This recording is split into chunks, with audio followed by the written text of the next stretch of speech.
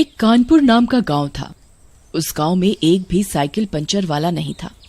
अगर किसी की साइकिल या गाड़ी पंचर हो जाती थी तो उन्हें दूसरे गांव जाना पड़ता था पंचर बनवाने के लिए। एक दिन गांव में एक साइकिल पंचर वाला आया।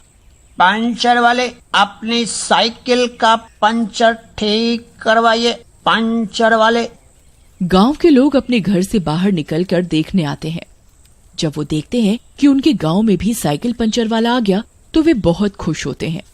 अरे देखो, अब हमारे गांव में भी साइकिल पंचर वाला आ गया। अब हमें दूसरे गांव नहीं जाना पड़ेगा साइकिल पंचर बनवाने। मैंने पास में ही अपनी दुकान खोली है साइकिल पंचर ठीक करने की। जब भी कोई पंचर हो मेरे पास आ जाना। साइकिल पंचर वाले की दुकान में गांव के लोग अपनी साइकिल पंचर ठीक करवाने के लिए आने लगते हैं। उसकी बहुत कमाई होती है। फिर एक दिन कुछ गुंडे आते हैं उसकी दुकान में अपनी गाड़ी पंचर ठीक करवाने के लिए।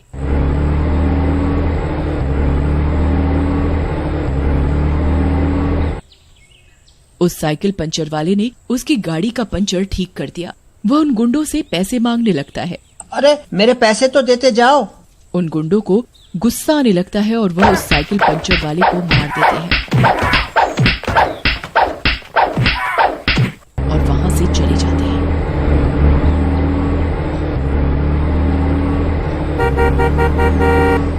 आंधी बारिश निकल आती है और वो वहीं पड़े के पड़े दिन निकल जाते हैं। एक रात अचानक बिजली कड़कने लगती है और पंचर वाले की आत्मा उसके शरीर से निकलकर उठ खड़ी होती है।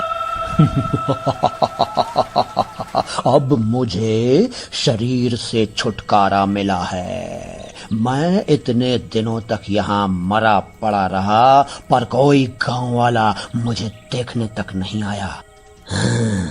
अब मैं सबको मजा चखाऊंगा। कुछ साल बाद उसी गांव में एक साइकिल पंचर वाला आता है। वह दिखने में बड़ा अजीब होता है। उसकी शक्ल डरावनी होती है। इस गांव में कोई पंचर वाला नहीं है। अब मैं सबकी मरम्मत करूंगा और खूब पैसे कमाऊंगा। ये सब वह भूत देख रहा होता है।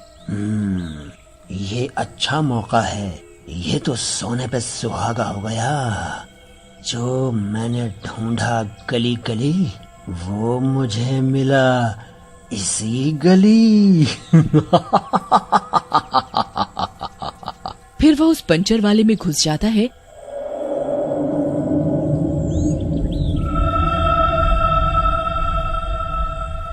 और उसके शरीर पर कब्जा कर लेता है। अरे मुझे क्या हो रहा है? हाय, मेरा शरीर इतना क्यों दुख रहा है? अब मुझे बहुत तकलीफ हो रही है। कोई है? कोई है? कोई मेरी मदद करो। कोई है? उसकी दर्द भरी आवाज कोई नहीं सुनता और पंचर वाले का भूत उस पर कब्जा पा लेता है। अगले दिन उसकी दुकान में एक गांव वाला पंचर साइकिल लेकर आता है। भाई साहब जरा ये साइकिल देखना। अचानक ही ठाए बोल गया चलते चलते। पंचर वाला उसे अजीब सी मुस्कान के साथ देखने लगता है और खौफनाक हंसी हंसने लगता है। गांव वाला उसकी अजीब मुस्कुराहट और आंखें देखकर डर जाता है। पर अगले गांव तक कोई पंचर वाला भी नहीं था, इसलिए मजबूरी को देखते हुए हिम्मत बनाकर चुपचाप खड़ा रहता है। अब भैया साइकिल है, टायर है, पंचर तो हो ही जाता है। कोई लोहा तो है नहीं, लाओ अभी बना देते हैं। पंचर वाला साइकिल का टायर खोलता है, देखभाल के पंचर बना देता है। भैया जरा हवा भी भर दो वरना बार बार कहाँ ढूंढेंगे दुकान को। पंचर वाला तो इसी ताक में होता है। अरे तुम चिंता काहे करते हो? एकदम लल्लन टॉप करके भेजेंगे तुम्हें। रुक जाओ थोड़ा। पंचर वाला भूत टायर उठाता है और उसमें जादुई हवा भर देता है।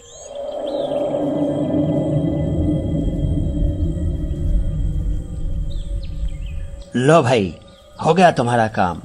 अब जाओ शौक से। गांव वाला उसको पैसे देकर चल देता है अपनी साइकिल पर सवार होकर। पर जादुई हवा के कारण वो टायर अपने आप उसकी साइकिल को खाई की तरफ ले आती है। अरे ये क्या हो रहा है? ये साइकिल मुझे अपने आप खाई की तरफ क्यों धकेल रही है? अरे कोई बचाओ! अरे बचाओ! ये साइकिल को क्या हो गया? अरे तुझ में क्या भूत सवार हो गया? वहाँ खाई है, वहाँ क्यों लेके जा रही है मुझे? और चिल्लाते हुए वो गांव वाला खाई में जा गिरता है। उसकी चीख उसी खाई में गुम हो जाती है। ऐसे ही वो भूतिया साइकिल पंचर वाला कई एक गांव वालों को मौत के घाट उतार देता है। गांव वाले चक्कर में पड़ जाते हैं। अरे भाई, पता नहीं हमारे गांव को किसकी नजर लग गई, जो हर दिन एक ना एक हादसा सुनने में आता ही है। अरे भाई, जब से ये गांव के लोग इस नए पंचर वाले से टायर बनवाते हैं, तब से ये हादसे हुए जा रहे हैं। मुझे तो दाल में कुछ काला लगता है। वैसे दिमाग तो तुम सही चलाए हो, दम तो है बात में, पर क्या कर सकते हैं हम सब। साइकिल के बगैर काम ही कहाँ चलेगा किसी का। आओ हमरे पीछे, करते हैं कुछ जुगाड़।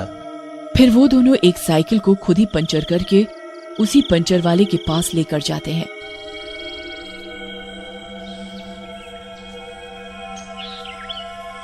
भैया, जरा साइकिल तो देखो, क्या हुआ है। भूतिया पंचर वाला अजीब सी हंसी के साथ उसे देखता है और टायर बनाकर जादुई हवा भरने लगता है।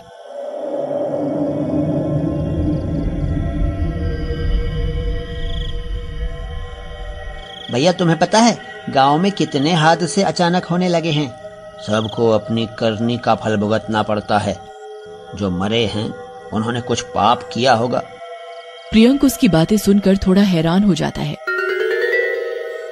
साइकिल बनवाकर वे दोनों डरते हुए साइकिल लेकर चल देते हैं। पर समीर न खुद उन पर बैठता है और न प्रियंक को बैठने देता है। अरे पागल, कोई हमें बेवकूफ बताएगा।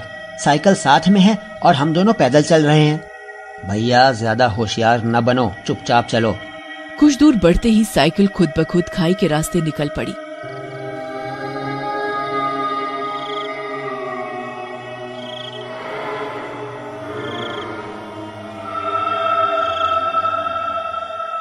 अरे, ये साइकिल कहाँ जा रही है? अरे प्रियंक, ये तू कर रहा है क्या? भाई डरा मत, क्या बकवास कर रहा है? साइकिल अपने आप कैसे चलेगी? और देखते ही देखते साइकिल अपने आप चलते चलते खाई की तरफ गई और उसी में गिर गई। ये सब देखकर वे दोनों थर थर कांपने लगे। भूत, भूत, भागो, भाग प्रियंक, भूत है यहाँ। अरे भागो रे भागो। दोनों भागते भागते घर पहुंचते हैं और ये खबर पूरे गांव में फैल जाती है। अगले दिन पंचायत बैठती है।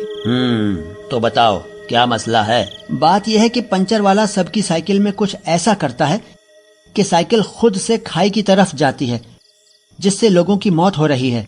हम बच गए क्योंकि हम साइकिल पर बैठे ही नहीं थे, वरना हम अपनी आप बीती सुनाने के लिए जिंदा ही नहीं बचते। ये सब सुनकर सारे गांव वाले गुस्से में आ जाते हैं। रमेश, तुम कुछ गांव वालों को इकट्ठा करो, हमें अभी जाना होगा। फिर वह गांव वाले और लाठियां लेकर हमला करने निकल पड़ते हैं। फिर वह गांव वाले वहां पहुंचते ही, अरे मारो रे, मारो मारो, इन्हें जिंदा नहीं छोड़ना।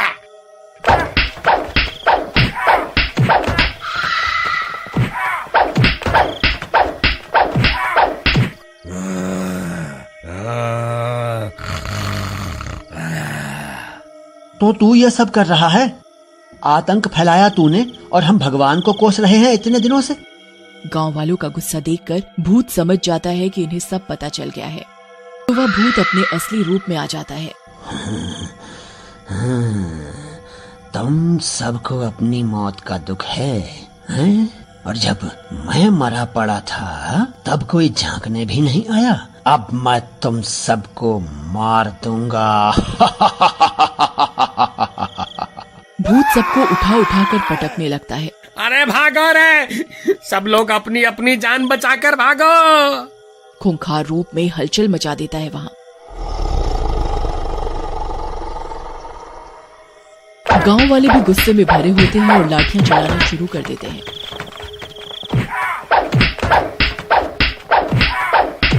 अरे मारो रे, मारो मारो। मारपीट में कई गांव वाले घायल हो जाते हैं। काफी देर तक ये सब चलता रहता है। अब तक भूत भी समझ चुका होता है कि गांव वाले बेहद गुस्से में हैं और उसकी दाल वहाँ नहीं गलने वाली। वह वहाँ से दुम दबाकर भाग जाता है।